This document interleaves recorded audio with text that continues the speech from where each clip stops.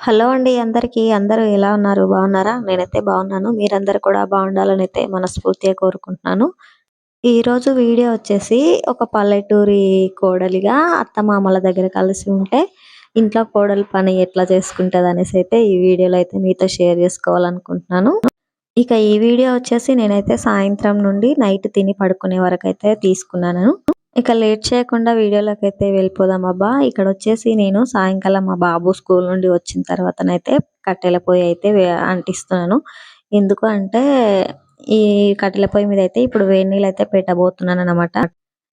మా అత్త, మామయ్యలొచ్చేసి చావుకైతే వేరే ఊరైతే వెళ్లారనమాట. ఇంకా వాళ్ళొచ్చే టైంకి వేడి నీళ్ళు పెట్టేస్తే వచ్చిన వెంటనే వేడి నీళ్ళతో స్నానం చేసుకుంటారు కదా అని చెప్పేసి పెడుతున్నాను. మా ఇంట్లో అయితే మొత్తం అంతా సిమెంట్ చేసుకొని ఉంది కాబట్టి మేమైతే పొయ్యినైతే ఇట్లా పళ్ళెంలో పెట్టేసి అయితే పెట్టుకున్నాము. ఇక్కడ వేరే ఎక్కడ కూడా మాకు మట్టి అనేది లేదనమాట. అందుకని చెప్పేసి ఇట్లనైతే పళ్ళెంలో పొయ్యినైతే పెట్టుకొని నీళ్ళైతే పొయ్యి మీద పెట్టుకొని వేడి చేసుకుంటాము. ఇంకా రొట్టెలు కూడా మా అత్తయ్య ఎప్పుడైనా చేయాలనుకుంటే జొన్న రొట్టెలైతే ఈ కట్టెల పొయ్యి మీదనే చేస్తది. ఇక్కడ నేను వాయిస్ చెప్తున్నది నైట్ 10:30, 11 ఆ టైంలో చెప్తున్నాను. మా ఇంట్లో అయితే మా అత్తయ్య, మామయ్య అయితే నిద్రపోయి ఉన్నారు. బాగా గురకలు కూడా పెట్టేస్తున్నారన్నమాట.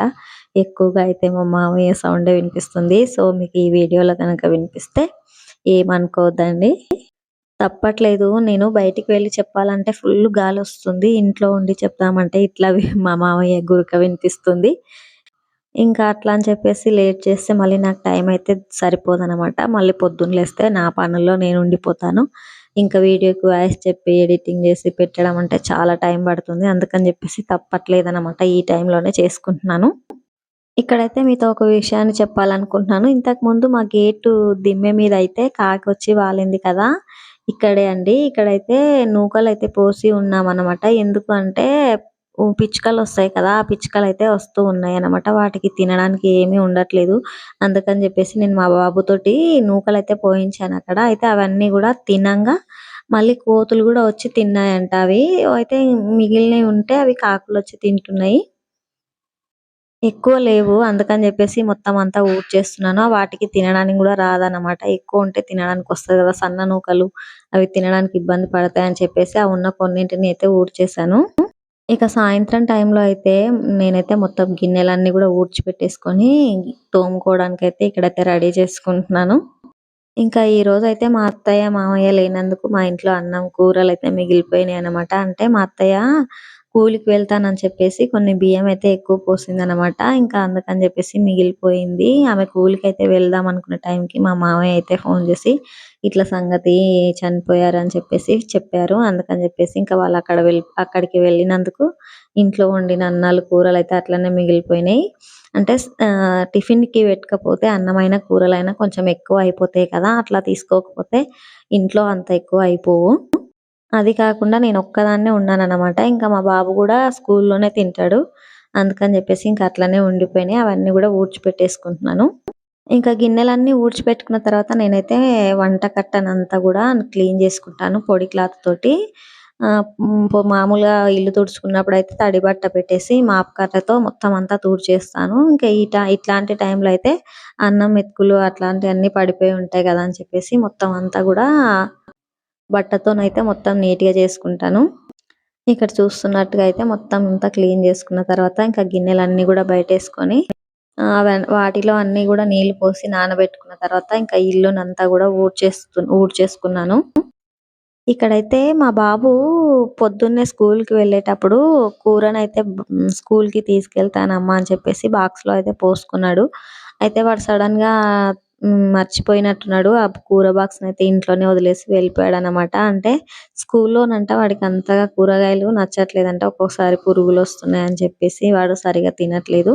ఇంక ఈరోజు తీసుకెళ్తానని అనుకున్నాడు గానీ మళ్ళీ అయితే మర్చిపోయాడు. ఇంటికొచ్చి తినరా అంటే, "అహా! రాను రాను మళ్ళీ అట్లా ఎందుకు మమ్మీ" అనేసి అంటాడు. ఇంక అక్కడనే తింటా అంటాడు పిల్లలతోటి. ఏంటో మా వాడిని చూస్తే నాకు కొంచెం బాధ అనిపిస్తుంది. అంటే వాడు చదువుతున్న స్కూల్లోనే ఒకప్పుడు నేను, మా ఆయన గూడా చదువుకున్నామనమాట. అప్పుడైతే మామూలుగా వంటలుండేవి కాదు. ఇంకా ఇంటికొచ్చి తిని వెళ్ళిపోయేవాళ్ళం.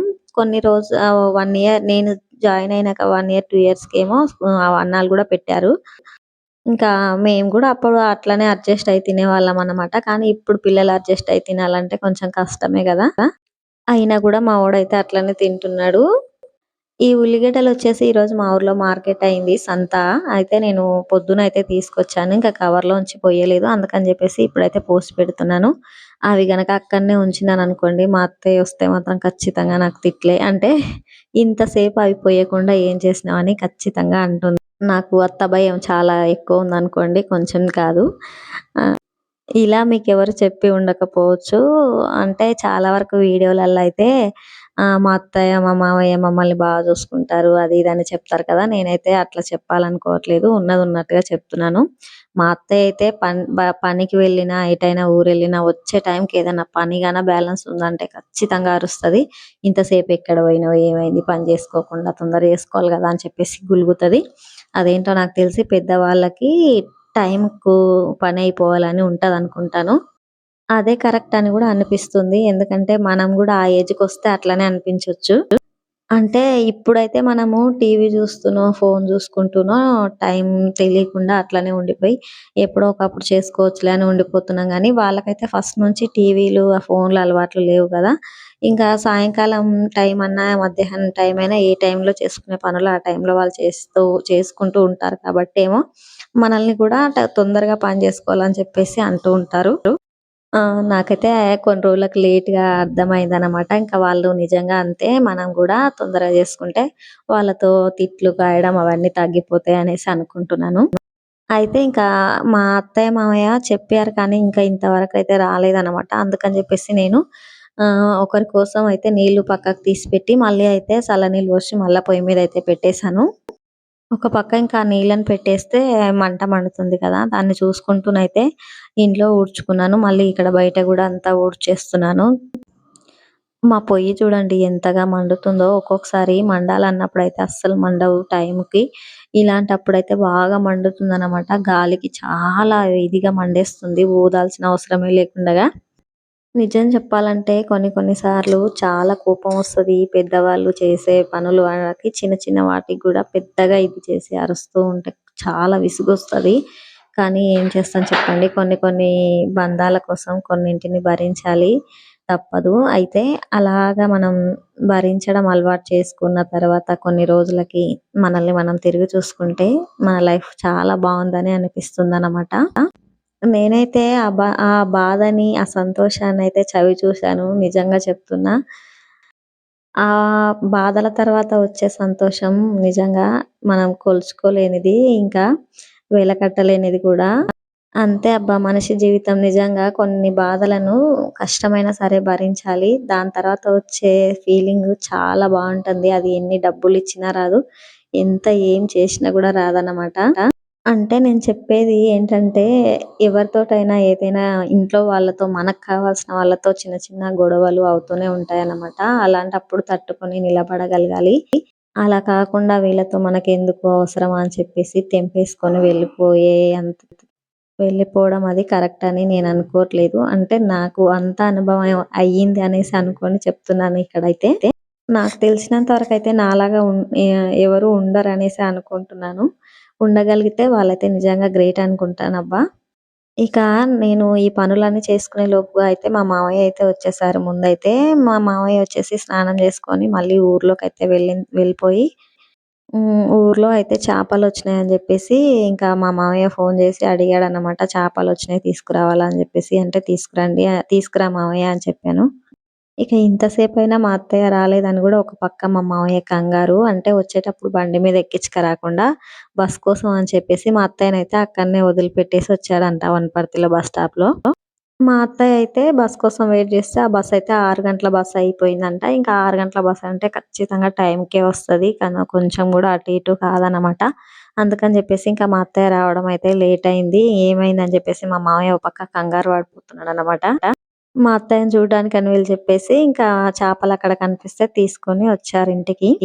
మా మామయ్య అయితే మా అత్తయ్యను ఎదురుగా ఉన్నప్పుడైతే ఒకటే తిట్లు, గొడవ పడుతున్నట్టుగా అనిపిస్తా ఉంటది. కానీ మా అత్తయ్య లేదనుకోండి కళ్ళ ముందు ఎప్పుడొస్తది, ఎప్పుడొస్తదని చెప్పేసి బాటకి ఎదురు చూస్తూ ఉంటాడు. నాకు తెలిసి ఇదేనేమో ప్రేమంటే. ఎంత వయసొచ్చినా గూడా భార్య అంటే భర్తకి, భర్త అంటే భార్యకి ప్రేమైతే ఒక పక్కనైతే అట్లా ఉండిపోతుంది.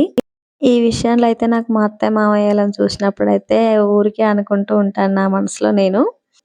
ఇంకా మా అత్తయ్య రావడం లేట్ అయింది కాబట్టి ఈ చేపలనైతే నేనే క్లీన్ చేస్తున్నాను. మా అత్తయ్య ఒకవేళ ముందుగా వచ్చుంటే మాత్రం చేస్తుండే.